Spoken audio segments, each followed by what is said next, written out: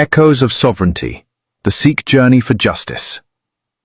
Long before the wounds of partition and the tremors of modern politics, the Sikh nation gathered in the sanctum of Amritsar, whispering a single prayer: dignity, justice, and the right to decide its own destiny. For centuries the Khalsa guarded India's borders, yet their own homeland remained a promise unkept. In the British carved the subcontinent in 1947, Sikh leaders were assured constitutional protection and cultural autonomy. Within months, 2 million Sikhs fled West Punjab. Nearly 100,000 were killed. The promise of a distinct Sikh state vanished beneath blood-soaked rails. In the new Indian constitution, Sikh was folded beneath a broad Hindu definition. Linguistic states were granted elsewhere, yet demands for a Punjabi-speaking Punjab were dismissed as sectarian. After 17 years of satyagraha and 60,000 Sikh arrests, New Delhi finally conceded in 1966, but stripped the new state of its capital, water rights, and revenue-rich territories. With distrust deepening, the Shiromani Akali Dal adopted the Anandpur Sahib Resolution, a federal India empowering Punjab to manage its own culture, economy, and faith. The central government labelled it secessionist, setting the stage for confrontation.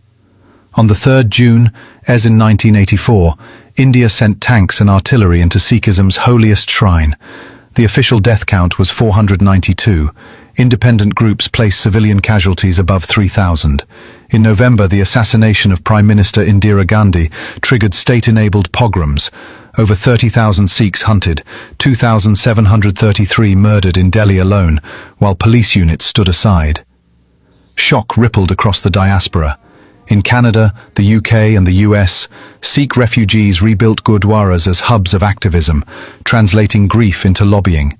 Panels in Ottawa and Westminster condemned the pogroms as genocide.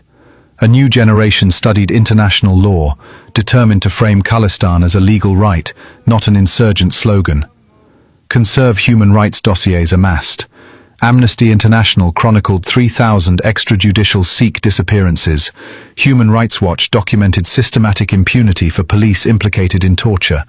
Diaspora lawyers cited Article 1 of both the ICCPR and the ICESCR. All peoples have the right of self-determination. The Khalistan claim shifted from battlefield to courtroom. Social media pierced the blackout. Activists streamed remembrance vigils to millions.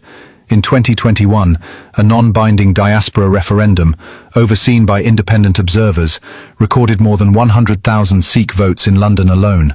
Turnout in Brampton and Melbourne mirrored the surge. Each ballot bore a single question: should Punjab be an independent country? The Unlawful Activities Prevention Act, UAPA, has been wielded against student leaders, journalists, even folk singers. In 2023, Punjab police internet blackouts spanned 27 million residents while chasing one separatist preacher. An echo of 1980s suppression now amplified by digital silence. Yet on Punjab's soil the dream endures in softer tones. Farmers chanting Kisan Mazdoor Ekta, tech graduates printing Sikh history comics, mothers teaching Gurmukhi on rooftops. Their refrain, a pen for rights, not weapons.